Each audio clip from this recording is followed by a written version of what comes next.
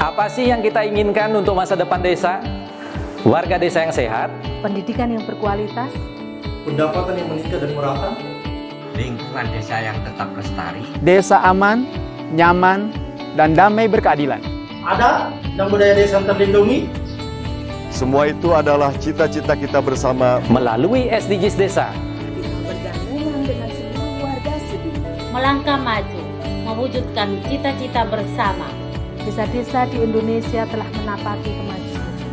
Gotong royong yang tetap terjaga.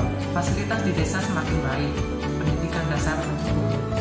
Akan tetap kita tidak boleh lengah, sebab masih banyak tantangan yang menghadapi. pengangguran pemuda desa. Pengangguran pemuda desa harus diatasi. Penurunan kemiskinan desa harus lebih cepat lagi. Kebakaran hutan harus dihentikan. Kekerasan terhadap perempuan harus dihilangkan. Pekerjaan-pekerjaan yang belum usai ini. Ini harus kita tuntaskan. Jadi, mari berdiri. Mari berdiri. Mari berdiri. Mari berdiri sebaris, berjajar bergandengan tangan, Melukis kuntul baris. Mewujudkan cita-cita kita bersama. dan pastikan Tidak ada satupun warga desa Yang tertinggal di belakang. Mari membangun Indonesia dimulai dari desa. 18 tujuan untuk mewujudkan desa yang lebih baik.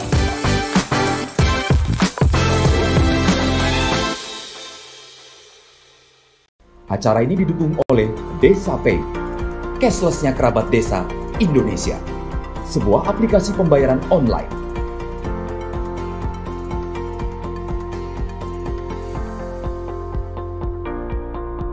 Di Desa Pay, kita akan mendapatkan update berita desa dari TV Desa.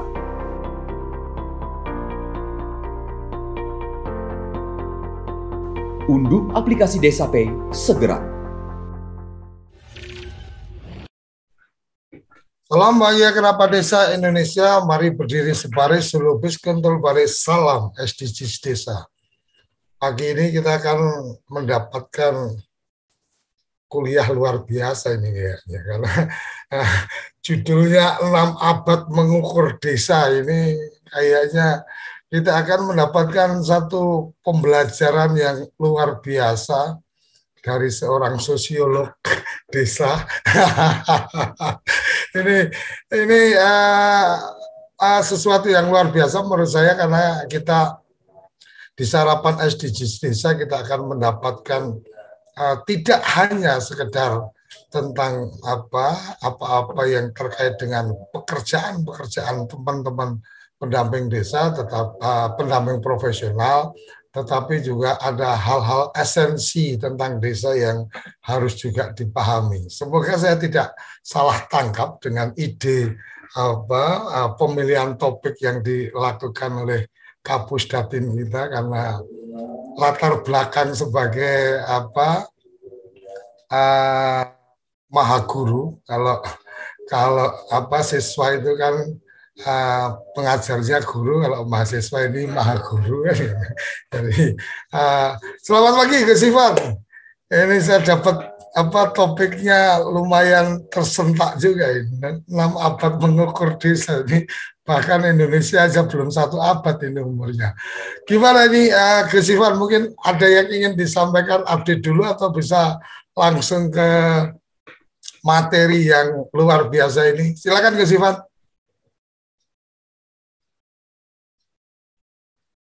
Terima kasih Gus Koco. Jadi memang sekali-kali kita harus berpikir lebih berat isi desa dan pekerjaan kita saat ini gitu ya. Ini mohon maaf, ini sebetulnya saya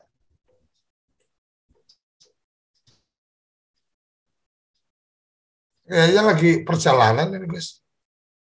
Sudah siapkan lama ya, tapi pas hari H ini mewakili beliau gitu. Jadi nanti ada satu sisi di Bogor itu yang sinyalnya kalah dengan di sebelah RRI Bogor itu. Jadi mohon maaf nanti kalau seperti itu.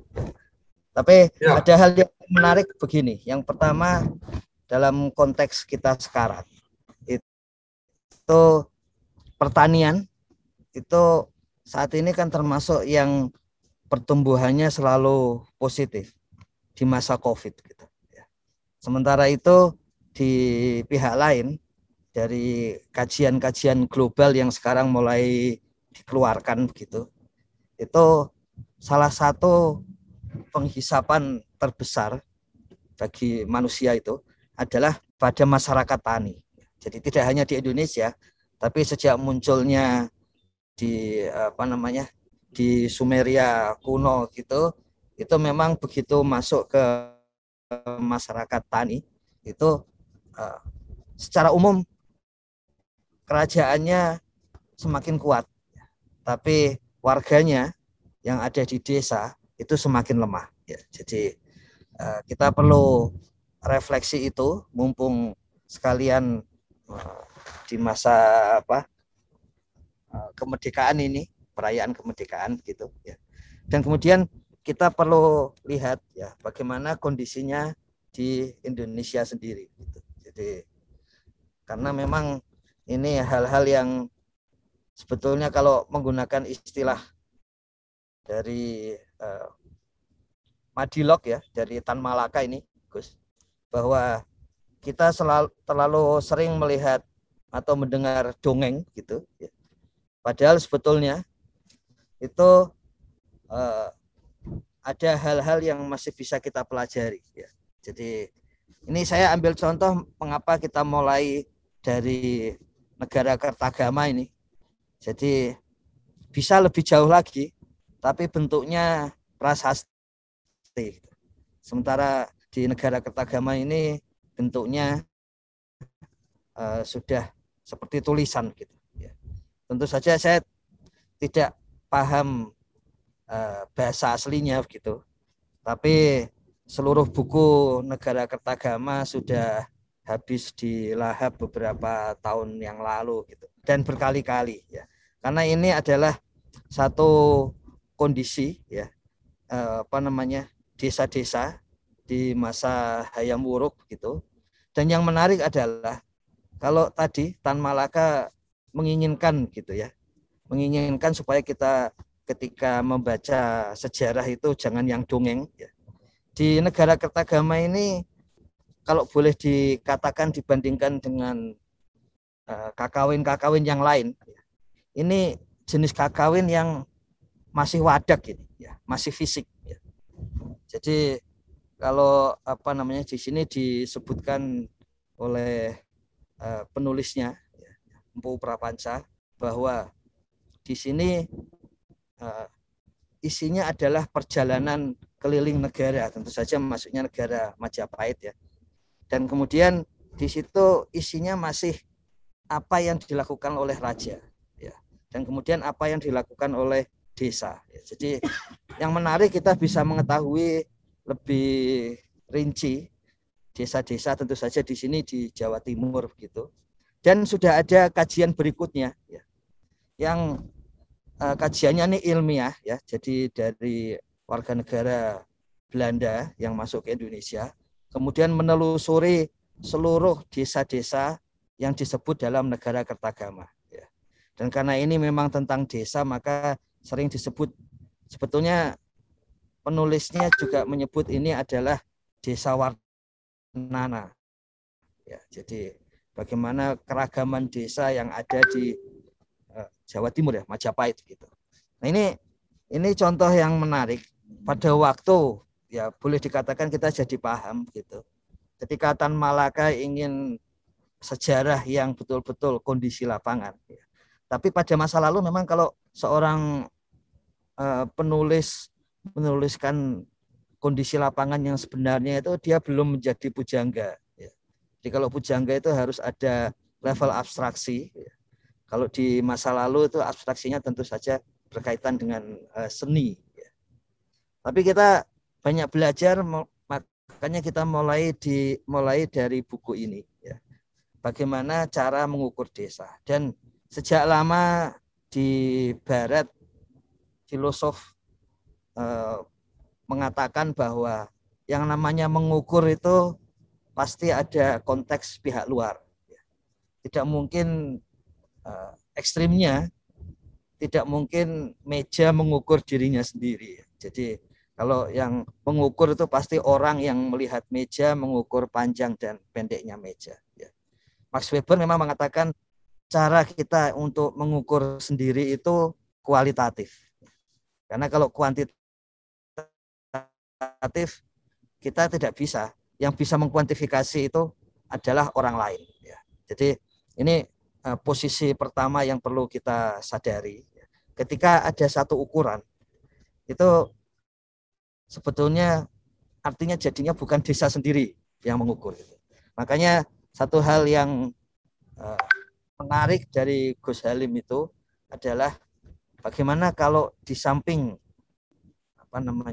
hal-hal yang sifatnya itu kuantitatif, juga dari desa itu mengumpulkan hal-hal yang sifatnya kualitatif. Jadi itu sebetulnya salah satu alasan metodologis kenapa misalnya ya sebentar lagi setelah SDGs desa ini, desa-desa akan diberi keleluasaan untuk menuliskan kehidupannya sehari-hari, untuk menyatakan apa makna dari angka-angka dan dari kejadian-kejadian di desa sehari-hari. Jadi itu sebetulnya secara metodologis supaya desa bisa dalam tanda kutip ya mengukur dirinya sendiri. Ya. Nah itu di luar pembicaraan kita pagi ini, tapi yang kita akan bicarakan adalah bagaimana pihak luar ya itu mengukur desa. Satu hal yang sangat penting kalau kita mulai dari buku Desa Warnana ini atau Negara Kertagama ini, ya, itu adalah pengukuran kepada desa, ya. Pengukuran kepada desa itu bersifat untuk pajak.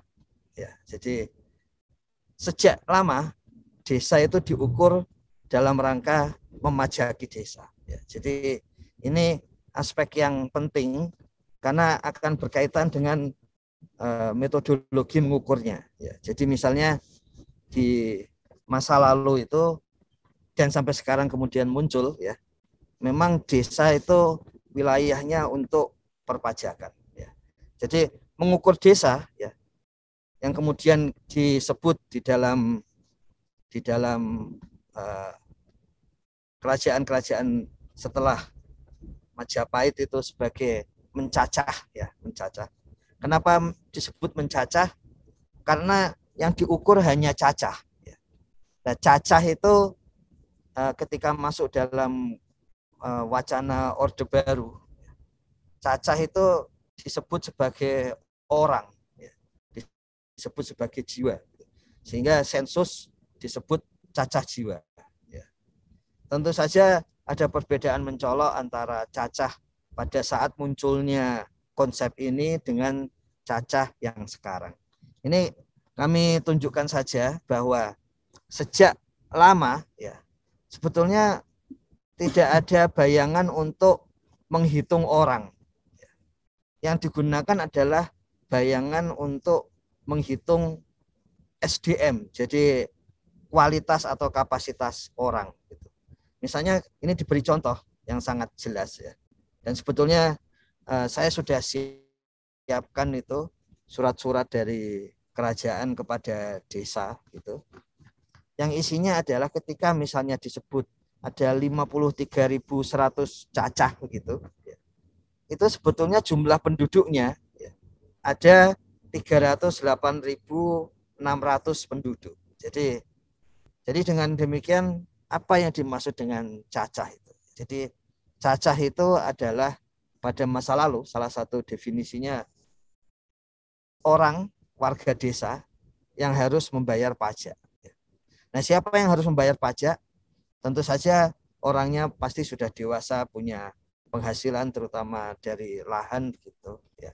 Jadi kita mengukur itu sejak lama dalam bayangan kita itu hanya mengukur yang berguna gitu. Termasuk orang-orang yang berguna. Jadi kita tidak mengukur real ya, apa yang ada di desa, tetapi apa yang berguna dari desa. Makanya ketika ada kepala desa ya, kemudian dia dianggap mengelola sumber daya produktif 1.000 ya, 1.000 cacah ya, yang artinya adalah 1.000 panewu seperti itu, maka sebetulnya penduduknya bisa jadi lebih kebanyakan seperti itu atau kurang. Nah, apa gunanya mengukur itu ya? Jadi ketika kita memberikan kekuasaan kepada seseorang dan kemudian dia punya kewajiban ya untuk mengembalikan kepada penguasa di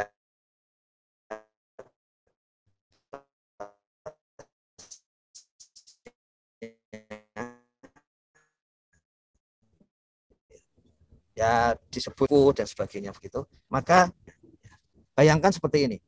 Kalau satu kepala desa ya, dia disebut menguasai 500 cacah. Padahal jumlah penduduknya 2.000. Sementara desa yang lain itu oleh kerajaan diberi surat bahwa dia menguasai 1.000 cacah. Penduduknya juga sama, 2.000 dengan kondisi lingkungan kesuburan sawah yang sama begitu.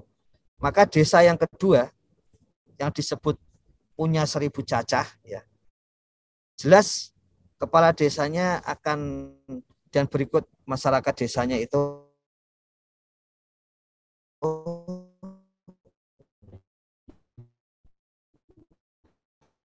akan lebih banyak pajak ya, atau upeti atau bos, hanya diminta pajak 500 cacah ya. Sementara kepala desa lain diminta pajak 1.000 cacah ya. Maka kepala desa yang 1.000 cacah itu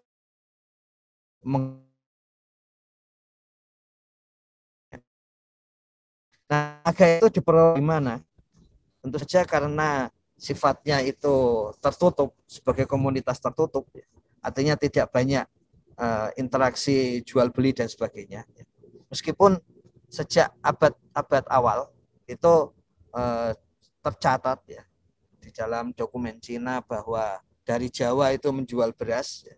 Kemudian dari misalnya Barus menjual kapur barus Sumatera, ya. Kemudian ada yang menjual lada dan sebagainya. Tapi praktis di desa lebih banyak tercatat bahwa mereka terpaksa harus bekerja bakti. Ya. Bahkan cacah itu juga merujuk kepada warga desa ya, yang harus ke kota 1 tahun, ada yang 1 kali dan ada yang 2 kali. Dan sekali ke kota itu bisa tinggal di kota selama beberapa minggu ya, sampai bulan begitu, terutama untuk membangun kota ya. Jadi membangun jalan ya, kemudian membangun tembok keraton dan sebagainya seperti itu. Dalam konteks yang lebih kuat lagi, cacah itu merujuk kepada warga desa yang harus menjadi prajurit ketika kerajaannya diserang. Ada satu cerita yang tulisan dari Inggris ketika masuk dan melumpuhkan kerajaan di Jogja itu tidak terlalu lama, dari matahari siang hari sampai waktu asar. Ya. Mengapa begitu cepat? Ya karena memang prajuritnya itu sebagian besar dari cacah yang tidak bisa langsung diorganisir sebagai prajurit yang terlatih. Sebetulnya pengorganisasiannya itu yang tidak bisa dilakukan dalam cacah karena sifatnya adalah kerja bakti. Ya. Makanya pada waktu awal Undang-Undang Desa ya, rilis begitu, ada sebagian dari akademisi dan praktisi masyarakat itu yang tidak terlalu cocok dengan istilah kerja bakti dan gotong royong, karena di masa lalu itu juga bisa berarti cacah. Nah, artinya apa? Artinya mengukur desa itu bisa sifatnya longgar. Kalau longgar, dengan kata lain cacahnya direndahkan, maka warga desa itu akan semakin sejahtera. Tapi kalau cacahnya itu dinaikkan, padahal jumlah penduduk dan sumber daya alamnya itu tetap sama, ya, maka bisa dipastikan bahwa warga desa kesejahteraannya di sana semakin menurun. Dan yang menarik, hampir semua pemberontakan atau ketika kerajaan sedang rusuh itu selalu berkaitan dengan cacah ini. Jadi ketika kerajaan membutuhkan sumber daya lebih banyak, maka cacah dinaikkan dan kemudian itu ditanggapi oleh warga sebagai tambahan pajak. Ong Hokham menulis bahwa ketika ada kondisi seperti itu warga desa itu lazim mengungsi ke kerajaan di sampingnya, yang di situ tidak banyak cacah, tidak banyak pajak kepada warga desa. Nah, apa pentingnya pemahaman cacah ini? Jadi kita tidak pernah tahu jumlah penduduk yang sebenarnya, meskipun bisa memperkirakan. Kemudian kita bisa mengetahui konsekuensi cacah pada contohnya pilkades. Di masa lalu hanya cacah yang bisa ikut di dalam pemilihan kepala desa. Cacah juga yang punya kewajiban, tapi cacah punya hak yang banyak. Jadi kalau ada beras misalnya yang kemudian hasil panennya banyak, maka akan dibagi di antara cacah itu. Nah, ketika Daedalus itu masuk ke desa-desa, mulai dari desa pesisir kemudian masuk ke pedalaman, itu dia juga sebagai mula-mula menguasai satu wilayah dengan cacah di dalamnya. Jadi bagaimana bisa membuat jalan pos, jalan Daedalus kalau orang Jawa mengatakan itu, yaitu dari cacah-cacah yang ada. Jadi begitu caranya sumber daya itu diambil dari desa dan kemudian digunakan untuk meningkatkan aspek-aspek ekonomi dan sosial. Jadi sama seperti itu. Jadi Daedalus juga menggunakan cacah, meskipun di akhir meskipun cuma beberapa bulan begitu, di bagian akhir kekuasaannya Daedalus memberikan perkenalan tentang upah bulanan, honor. Jadi kalau cacah itu kan dianggap tidak terlalu pasti, maka oleh Daedalus itu diberikan honor. Sebetulnya di zaman kerajaan juga ada, jadi ada pejabat-pejabat yang ukurannya itu bukan cacah atau bukan lungguh atau bukan lahan yang diberikan. Kalau menurut Ong Hokham, dari kata lungguh atau kursi atau duduk itu muncullah konsep kedudukan, posisi. Jadi posisi atau kedudukan itu diberikan dalam bentuk cacah. Dan ini Daedalus mengubahnya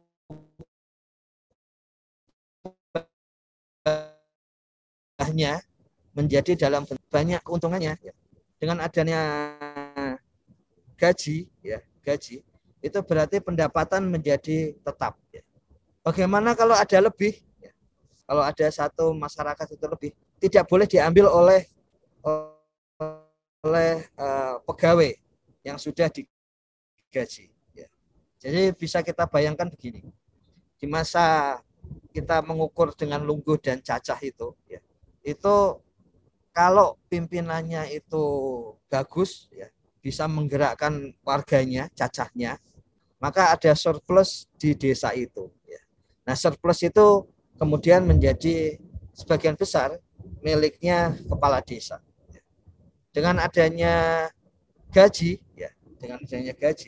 maka surplus itu menjadi haram bagi kepala desa. Jadi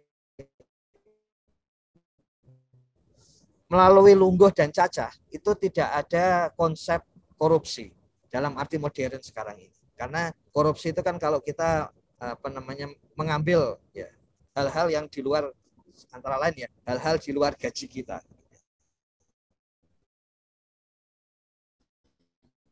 Karena tidak digaji, tetapinya lahan dan cacah ya, maka tidak ada konsep mengenai korupsi itu. Jadi kalau bisa mengelola bagus ya banyak surplus, dan kalau mengelolanya buruk ya nanti warganya memberontak atau warganya pindah ke pemimpin yang lain.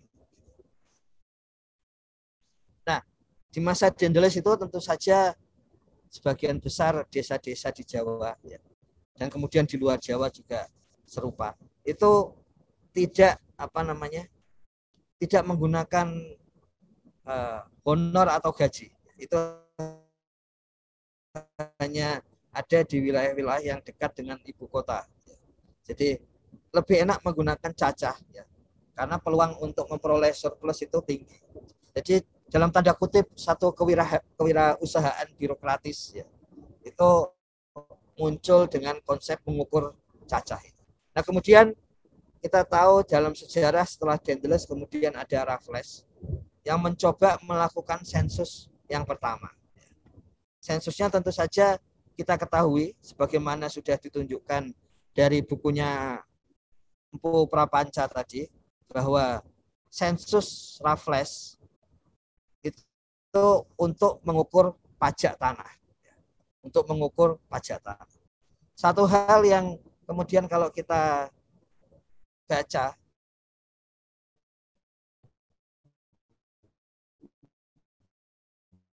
dari buku Raffles sendiri terkesan terkejut di situ ya.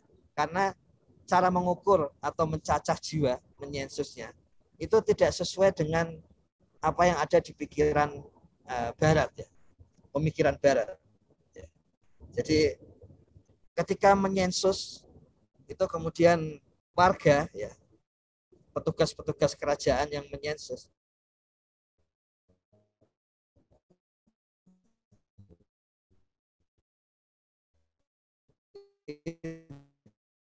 itu hanya menyensus, jadi tidak sepenuhnya menyensus yang kemudian disebut cacah. Dan memang kemudian itulah yang diberi pajak. Yang kemudian dikenai pajak oleh Raffles adalah penduduk yang disebut sebagai cacah. Nah, apa akibatnya? Akibatnya tentu saja kita bisa ketahui bahwa melebih-lebihkan cacah ya, itu dilakukan oleh pejabat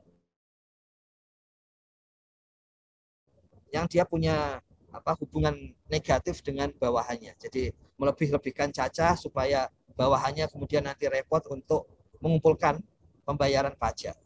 Sementara di pihak lain ada juga para penguasa ya, di desa-desa yang mengurangi cacah dalam rangka supaya mengurangi pajak. Nah, yang menarik lagi adalah hal seperti itu ya, makanya kita perlu belajar. Hal seperti itu muncul terus sampai sekarang. Begitu satu upaya mengukur itu berkaitan dengan satu program ya, kalau zamannya Raffles itu perpajakan, maka jumlahnya kemudian menjadi menyusut ya. Sama seperti sinyalemen beberapa pemerintah daerah 3 tahunan lalu ya. Mengapa desa lebih suka kemudian dalam menyusun IDM, pendataan IDM itu direndah-rendahkan ya. Karena dengan merendahkan itu kemudian akan mendapatkan dana desa lebih banyak. Kalau kita hitung sebetulnya tidak terlalu banyak dibandingkan katakanlah rata-rata waktu itu 800 jutaan. Jadi naiknya itu sekitar 10 jutaan gitu. Tapi itu dianggap penting bagi desa. Tapi sudut pandang seperti itu sudah muncul sejak abad yang ya kalau kita hitung ketika desa atau sebetulnya warga bisa mulai menghitung sendiri berarti sejak tahun 1811. Jadi dengan cara itulah kemudian desa itu mengurangi ukuran. Kalau kita baca penelitian Peter Carey tentang pemberontakan di Ponorogo yang sering dibuat humor sebagai pemberontakan selama 5 menit ya. 18.25 sampai 18.30 ya. setengah 7 malam. Jadi itu juga sebabnya adalah ya, sebabnya adalah pajak. Sebabnya adalah pajak. Jadi sebabnya adalah meningkat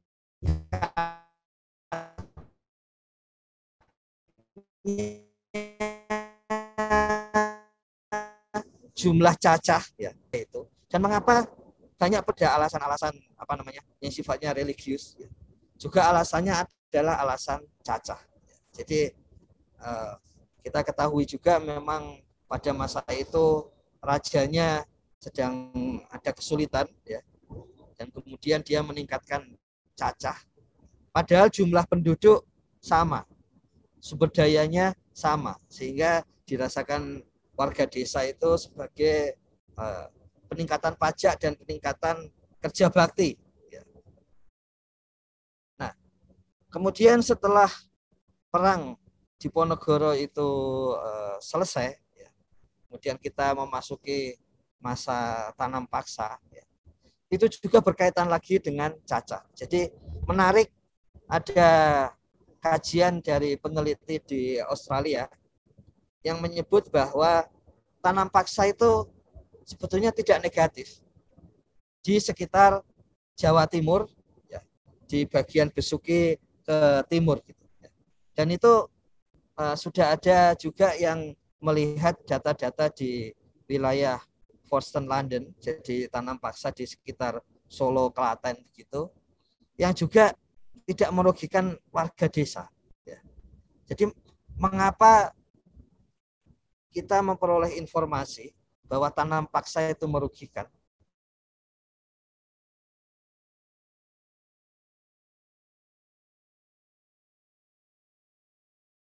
Tapi pada wilayah-wilayah tertentu, tanam paksa tidak merugikannya, kembali lagi kepada cara mengukur pajak desa atau cacah tadi.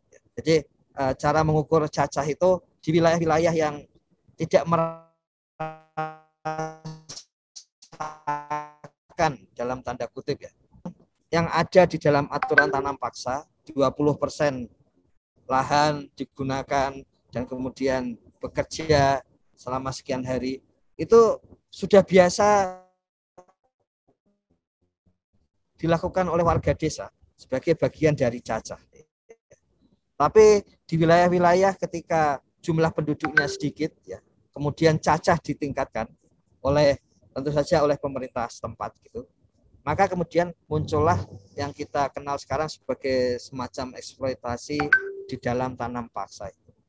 Jadi mengukur desa dengan cara seperti itu menjadi menarik dan penting, dan kita ketahui paling tidak sampai pada akhir Hindia Belanda, sampai pada tahun 19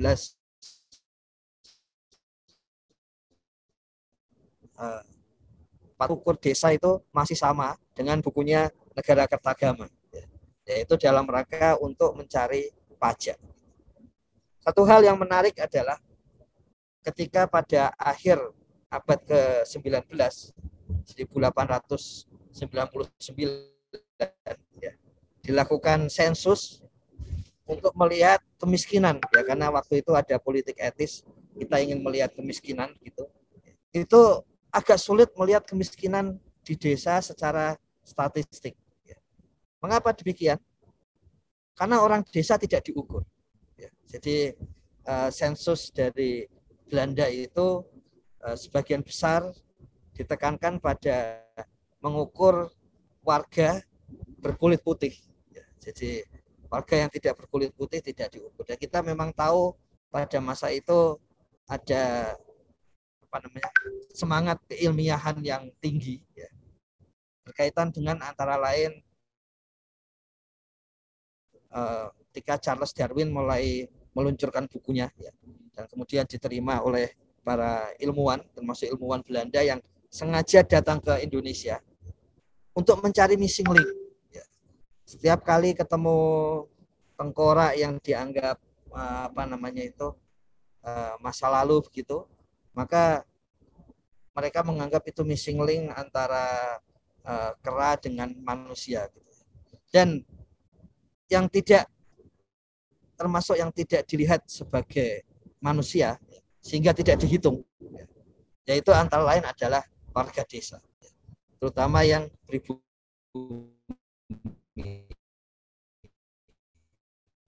Tentu saja di dalam itu ada sensus, ya.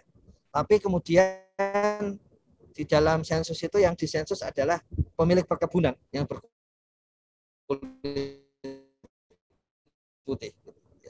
Jadi itu juga memberikan kita pelajaran, ya, bahwa hal-hal yang tidak dianggap penting, ya, itu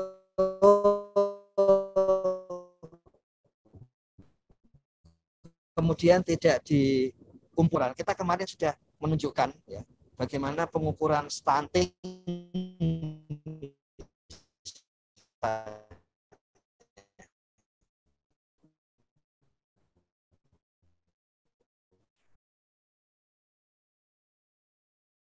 persis sama se-Indonesia 21. Artinya apa? Ya, ibu hamil kena, ya, tidak masuk dalam ukuran. Mirip seperti pada masa Hindia Belanda, pada sensus itu pun, ya, itu yang berkulit berwarna apalagi pribumi, ya, itu tidak diukur, ya, tidak dihitung. Ya. Tapi pada tahun 1906, ya, ketika mulai ada pemerintahan dari level Batavia, ya, sebetulnya Bogor, sampai ke level desa muncul, ya. Itu cara mengukur desanya juga dalam rangka perpajakan, ya. Jadi bisa dibayangkan begini, apakah kita punya bayangan di masa setelah undang-undang desa ini, ya, itu akan ada desa yang digabung, ya. Kita mengetahui salah satu sering dikeluhkan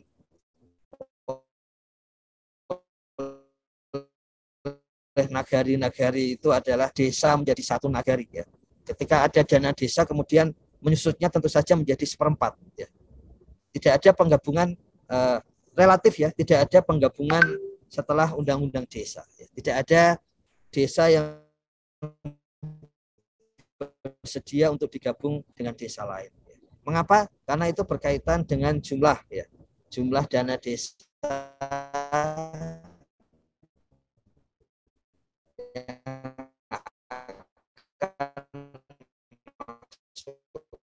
desa. Nah, bagaimana seandainya itu tidak? Nah, itulah yang di desa-desa 10-an sampai 1920-an, ya. Terutama di masa-masa itu. Yaitu desa-desa digabung, ya. Dalam rangka apa? Efisiensi supaya petugas pajak itu ketika datang ke satu desa, dia memperoleh cacah yang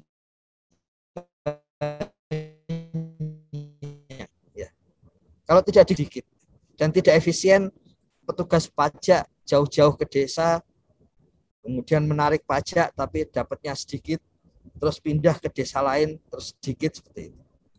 Jadi di masa itu banyak terjadi penggabungan. Kalau dulu istilahnya ada dusun, sebetulnya desa, tapi desanya kecil, kemudian ketika digabung menjadi dusun, ya. Ini mirip ketika desa-desa digabungkan menjadi nagari, ya. Yang tadinya level desa kemudian menjadi level jorong, ya. Bahkan ada yang sampai ke level korong, seperti itu. Jadi model awal abad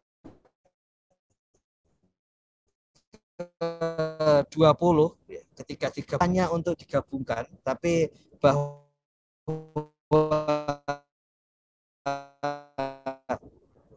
cara atau di abad 21 awal, ya, ketika menggabungkan desa-desa menjadi nagari.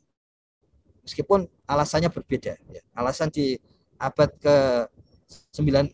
ke-20 awal itu karena memang supaya kembali lagi perpajakan itu lebih mudah, ya. Desa lebih mudah dipajaki seperti itu. Nah, sebetulnya ada perubahan yang besar ketika setelah Indonesia merdeka. Ya. Bagaimana cara mengukur desa setelah Indonesia merdeka, terutama pada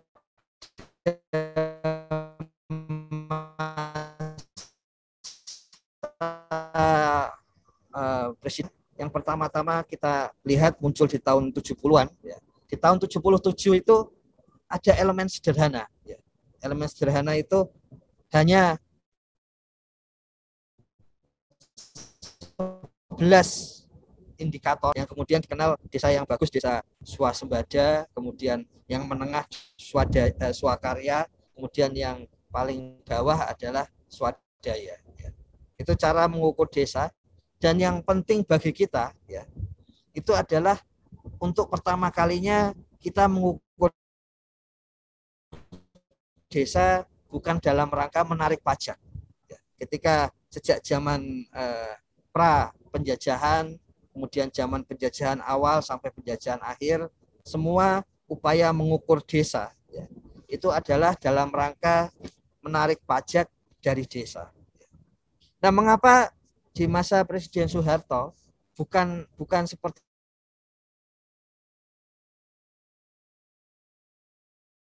itu yang dipakai? Dengan mudah kita bisa mengetahui tambahan pendapatan dari minyak bumi maupun terutama minyak. Kita bisa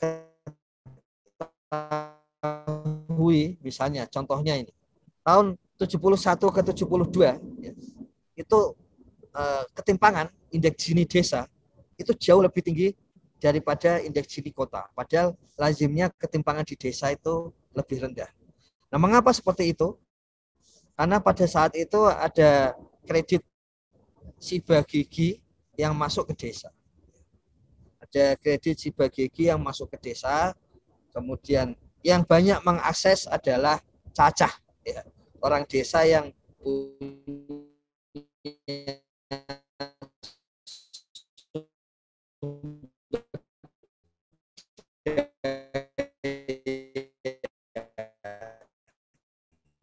maka kemudian ketimpangan di desa, kekuatan baru yang masuk ke desa, ya, bukan mengambil sumber daya dari desa, artinya memajaki desa, tetapi justru memberikan sumber daya ke desa, Jadi ada hal yang menarik, misalnya saat ini pendapatan asli desa itu kurang dari 3% dari APBDes. Ya.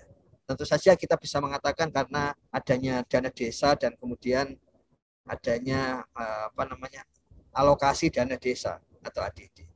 Tapi di samping 3% itu, ya, itu juga jumlah PADes itu turun. Jadi rupiahnya turun, sekarang itu rendah. Sebelum adanya undang-undang desa, PADes desa itu sekitar 20% dari pendapatan desa. PADes desa itu sekitar 20% dari pendapatan desa.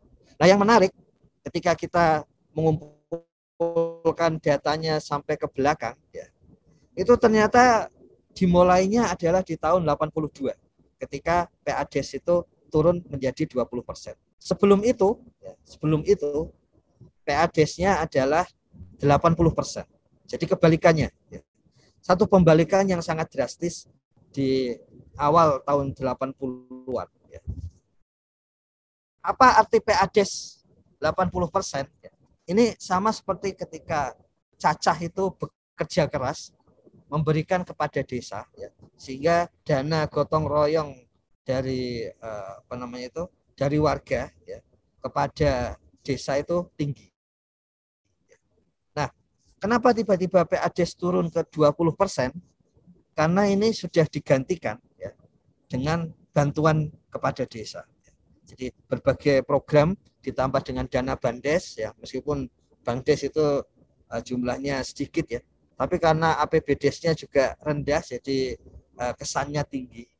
Plus berbagai program pemerintah yang langsung masuk desa. Nah, kemudian apa arti mengukur desa kalau bukan untuk memajaki desa? Ya kan?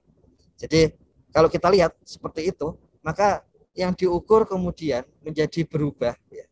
Bukan jumlah cacah, tapi yang diukur adalah fasilitas yang ada di desa. Jadi yang diukur menjadi fasilitas yang ada di desa. Itu artinya apa? Artinya kita sedang mengukur desa dalam rangka menunjukkan kesuksesan dari pemerintahnya sendiri. Bukan pemerintah desa, tapi pemerintah di atas desa atau supra desa. Kalau desanya itu ya gitu ya, sebetulnya itu indikasi program-program sumber daya yang diberikan kepada desa. Jadi bukan dalam rangka memajaki, tapi dalam rangka mengukur ya, mengukur apakah desa bisa menyerap pembangunan ya, sumber daya pembangunan yang sudah masuk ke desa ya. Jadi banyak perubahan di tahun 80 itu, di samping PADes itu juga peran dari tokoh masyarakat itu menyusut drastis ya. Mengapa? Karena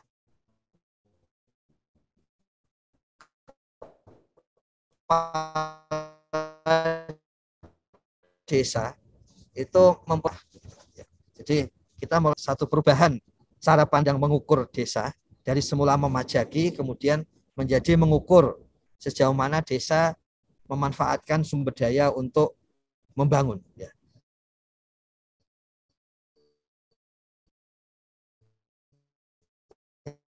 Sebetulnya yang diukur ya pemerintah di atasnya, apakah bisa mengelola desa sehingga desa menggunakan sumber dayanya.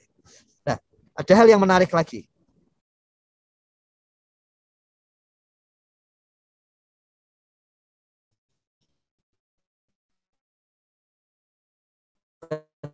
Ketika itu sudah mulai 90-an itu ditekankan di seluruh dunia.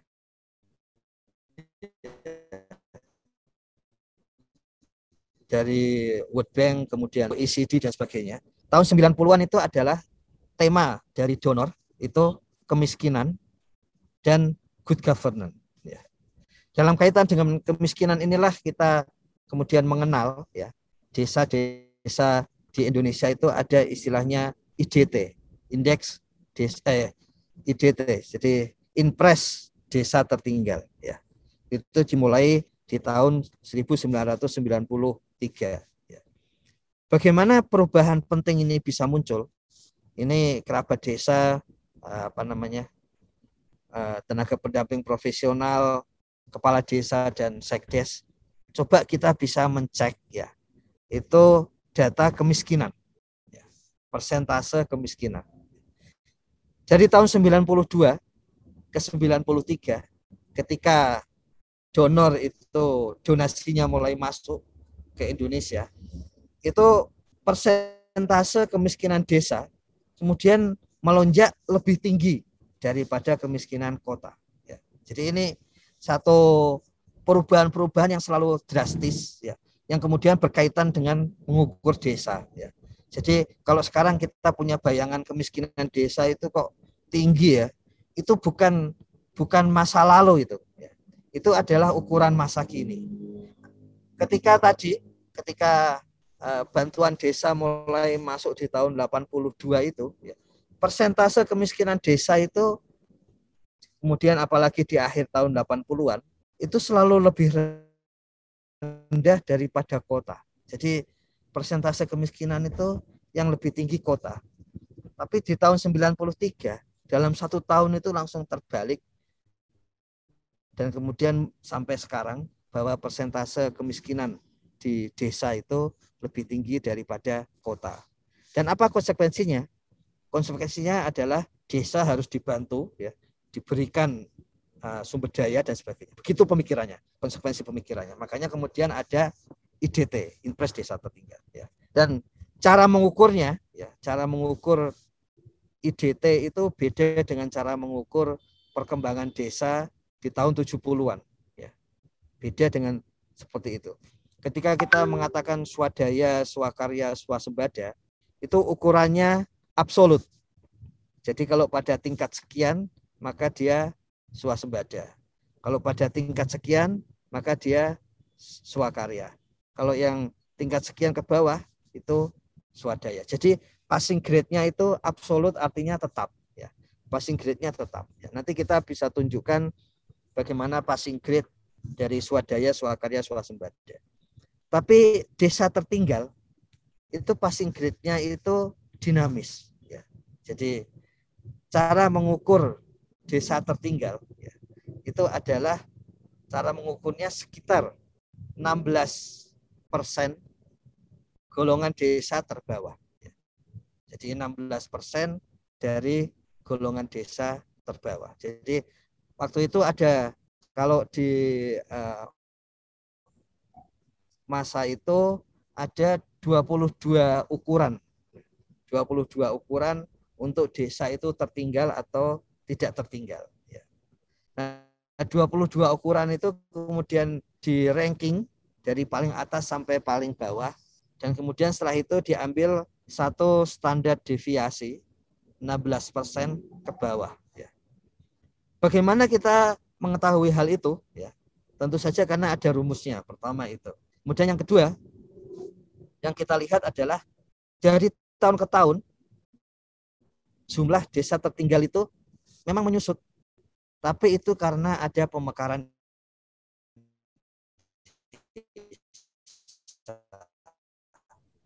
Tapi persentase, itulah sebabnya salah satu kritik kami kepada ukuran desa tertinggal itu adalah ini memang seperti mengukur versi swasta. Ya. Kalau dulu kami kuliah itu cara mengukurnya seperti ini. Jadi sekalipun orang-orang yang kuliah itu mestinya ya pinter karena dia bisa sampai kuliah gitu. Tapi karena cara mengukurnya itu standar deviasi, maka selalu ada 16% mahasiswa yang tidak lulus. Ya. Harus ada 16% mahasiswa yang tidak lulus. Karena dia nilainya D, yang 16% ke bawah. Demikian juga dengan desa tertinggal. Ya. Jadi desa tertinggal itu akan selalu ada kalau kita menggunakan pengukuran IDT. Ya. Ketika itu sudah mulai disadari, maka cara pengukuran desa tertinggal yang 16% ke bawah ini kemudian ditinggalkan. Ya. Jadi penting bagi kita melihatnya karena itu akan berpengaruh. Ya. Apa plusnya mengukur desa tertinggal 16%? Ya. Itu tentu saja mengajak orang mau tidak mau atau desa mau tidak mau selalu gelisah supaya dia bisa naik tingkat. Tapi setiap kali dia naik tingkat sebetulnya artinya ada desa lain, ya, ada desa lain yang kemudian turun tingkat karena ini sifatnya adalah relatif. Gitu. Jadi dengan menggunakan cara pengukuran 16% per bawah standar deviasi itu, maka setiap kali ada desa yang meningkat statusnya, maka desa lain berpeluang untuk menyusut. Ya. Kecuali jumlah desanya banyak. Jumlah desanya ditambahkan. Maka kalau di masa Hindia Belanda ya tadi itu ada keinginan untuk menggabungkan desa ya. Maka dengan adanya IDT itu kemudian keinginan itu menyusut drastis.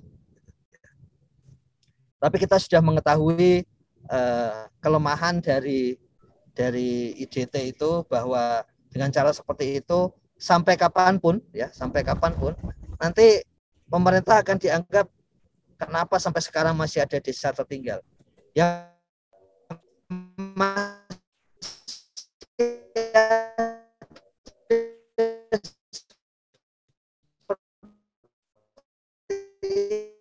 itu setelah itu masuk ke dalam undang-undang desa ya, itu bahwa di tahun 2007 itu Kementerian Dalam Negeri memperbaiki penghitungan swadaya, swakarya, swasembada. Ya. Memperbaiki penghitungan seperti itu. Ini ada hal yang menarik. Ya. Seperti biasa, setelah dijalankan kemudian kita mengetahui kelemahan dan kelebihannya. Ya.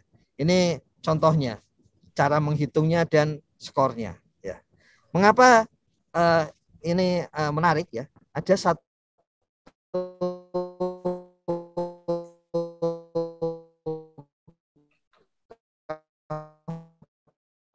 kabupaten waktu itu dalam saat kan kami sudah mengumpulkan seluruh data profil desa. Ya.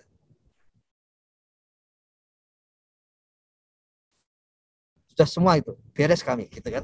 Dan kemudian pertanyaan dari saya dan tim, apakah semuanya desa swadaya? Kemudian jawaban dari Pemda tersebut, iya. Kenapa semua swadaya ya? Baru terpikir seperti itu. Sebetulnya alasannya sederhana, karena cara scoringnya seperti ini. Ya. Jadi bisa dibayangkan, misalnya luas wilayah. Ya. Supaya skornya tinggi, kita lihat nomor 1, itu luas permukiman harus lebih dari 1.000 hektar. Ya. Supaya skornya tinggi, luas persawahan harus lebih dari 500 hektar. Ya.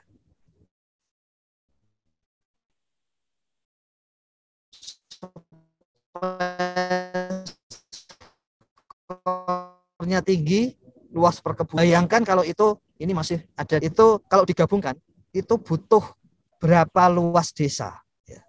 Jadi desa-desa yang luasnya sangat besar, ya, itu bisa punya skor tinggi. Tapi desa yang kecil, ketika permukimannya luas, tapi sawahnya itu kecil, ya, ya dia nanti skornya akan kecil. Dan ketika itu digabungkan total, ya, digabungkan total dengan seluruh indikator. Jadi ada penghitungan seperti ini, ya, yang kemudian menjadikan tidak ada desa yang akan swasembada, ya, karena penghitungannya kecil. Coba bayangkan yang kedua ini, kepemilikan burung walet. Supaya skornya tinggi, 16%, 60% dari total penduduk, ya, itu harus memiliki burung walet. Supaya tinggi juga, maka 60% lebih penduduk harus memiliki kucing. Ya. Supaya skornya tinggi juga, maka 60% lebih penduduk harus memiliki ular kobra. Ya. Kita bisa bayangkan desanya seperti apa itu. Kalau isinya kucing semua, kemudian burung walet semua, ular kobra semua. Ya. Jadi ada cara menghitung seperti itu, ya, yang kemudian menyulitkan desa untuk memperoleh skor tinggi. Ya. Ini juga sama, penduduk yang rumahnya semuanya semen di atas 75%, ya. Kemudian diminta juga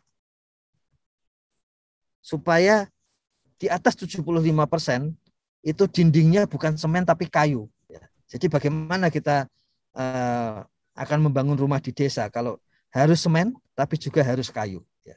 Jadi cara penghitungan seperti itu yang kemudian menyulitkan, ya, menyulitkan dan kemudian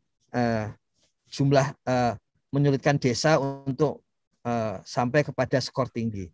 Dan jumlah skornya juga tidak main-main. Ya. Ada 507 variabel, masing-masing ada yang 5 sampai 10. Scoringnya itu 4.426. Ini bukan angka yang bagus untuk kebijakan sebetulnya. Karena ini angka akademis ini kalau seperti ini. Ini kalau guyonannya di Kementerian Desa, ini angkanya Pusdatin ini, bukan angkanya Biro Perencanaan. Kalau Biro Perencanaan angkanya genap-genap gitu ya. Tapi intinya variabelnya banyak, ya. Dan tadi modelnya seperti itu. Ya. sehingga memang tidak memungkinkan untuk meningkatkan skor. Ya, jadi ini ada scoringnya, dan scoringnya juga mirip dengan IDM, scoring akademis, koma sekian gitu. Jadi sangat menyulitkan, dan sebetulnya ya jadinya tidak memungkinkan desa untuk diukur bagus. Ya. Jadi desa itu selalu kemudian menjadi rendah ukurannya. Ya. Kemudian di dalam profil desa itu juga pengukurannya sampai 5 tahun. Ya. Jadi dibayangkan tadi 1 tahun itu 4.400, ketika diukur 5 tahun maka 22.000. Apa sih konsekuensinya?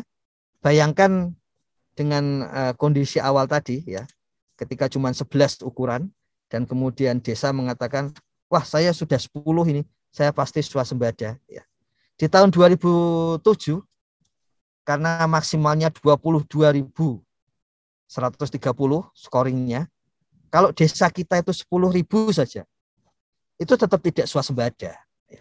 Jadi tidak memberikan komunikasi yang menarik gitu ya bagi desa untuk dia menjadi swasembada. Coba bayangkan, kalau kita scoringnya 10.000 ya, kayak yang besar gitu, karena angkanya 10.000 gitu, itu akan masuk swakarya. Jadi ini beberapa hal ini, Gus Koco, kerabat desa. Ya, karena 6 abad ya nggak mungkin selesai satu kali, betul itu. Tapi memberikan bayangan awal sebelum nanti kita masuk ke pengukuran di tahun 2021 ini. Begitu Gus Koco, kerabat desa sekalian. Mohon maaf belum selesai, tapi memang ya harusnya belum selesai sih. Oke, terima kasih. Pencerahan yang luar biasa. Ini semakin memperkuat pandangan saya tentang Indonesia ini tidak pernah terjajah 350 tahun. Karena sebenarnya membuat tatanan Indonesia baru atau tatanan dunia baru pemerintahan Indonesia itu sebenarnya Belanda membutuhkan waktu 350 tahun.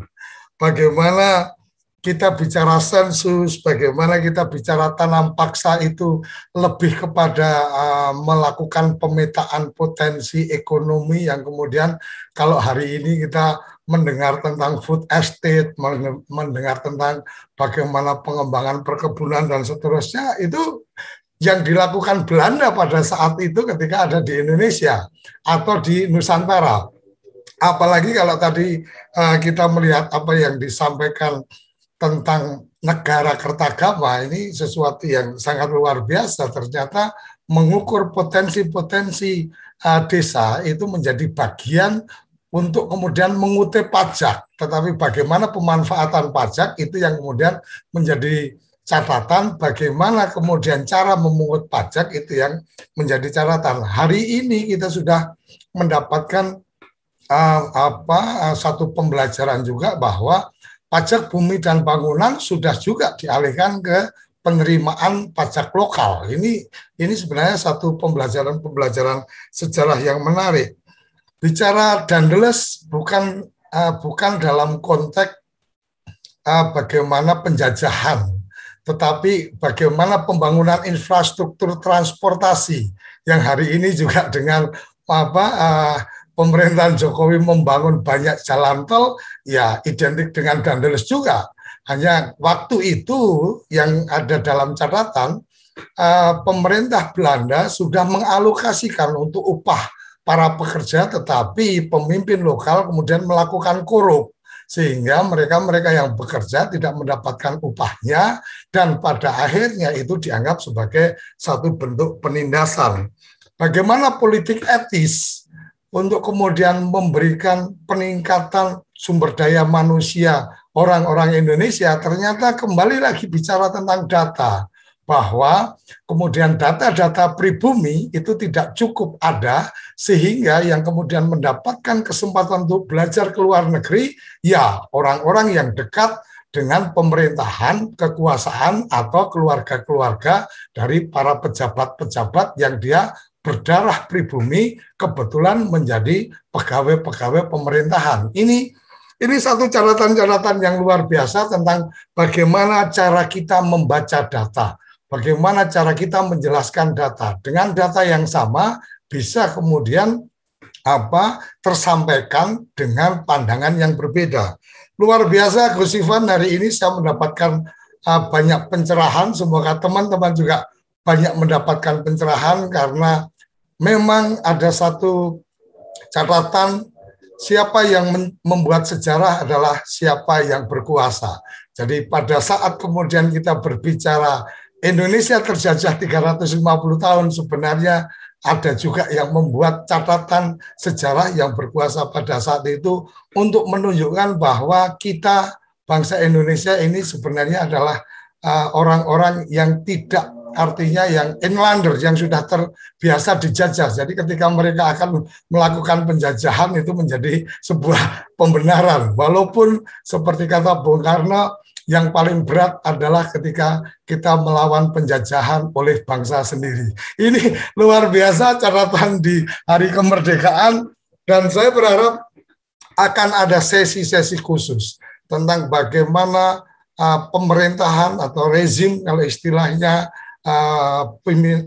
pemerintahan itu kemudian mengambil peran atau kemudian menata atau menjadikan desa sebagai satu kekuatan. Bagaimana di era Bung Karno itu Hatta sempat menyampaikan Indonesia tidak akan bersinar hanya karena obor di Jakarta, tetapi karena lilin-lilin yang ada di desa-desa seluruh Indonesia. Di era Soeharto kita bagaimana bisa melihat tentang kekuatan ekonomi desa menjadikan Indonesia swasembada pangan dan mendapatkan apresiasi dunia dalam kesempatan pidato di PBB, termasuk juga tentang bagaimana masalah kependudukan bisa terselesaikan dengan baik.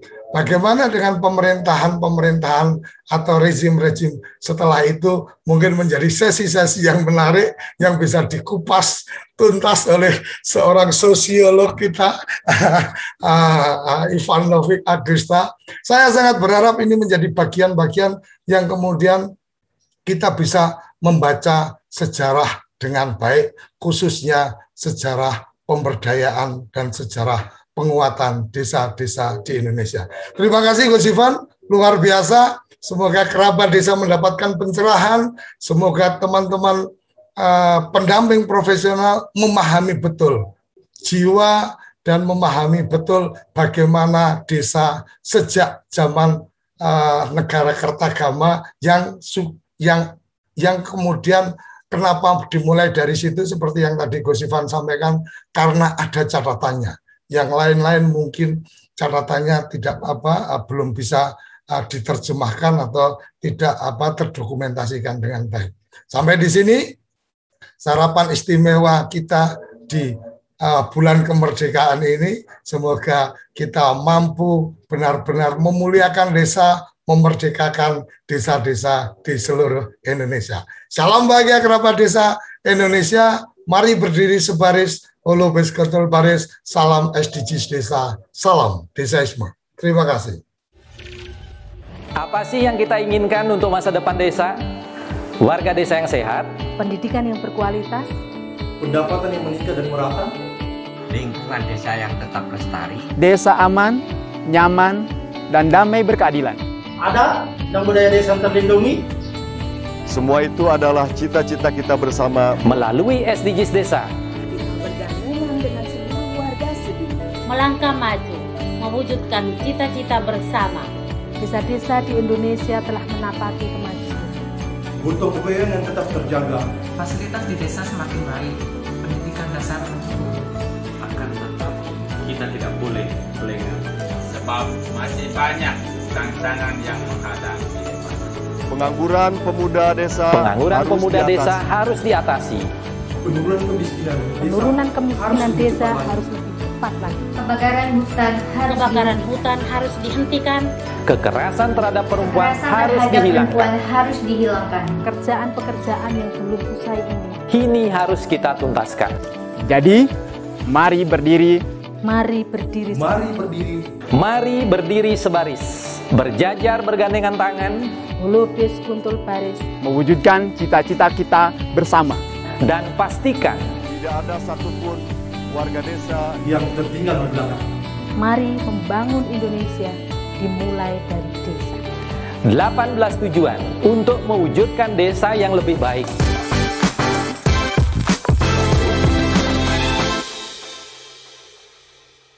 Acara ini didukung oleh Desa Pay, cashless-nya kerabat desa Indonesia, sebuah aplikasi pembayaran online.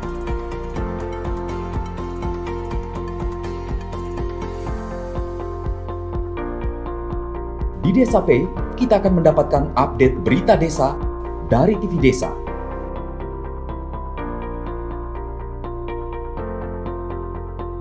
Unduh aplikasi Desa Pay segera.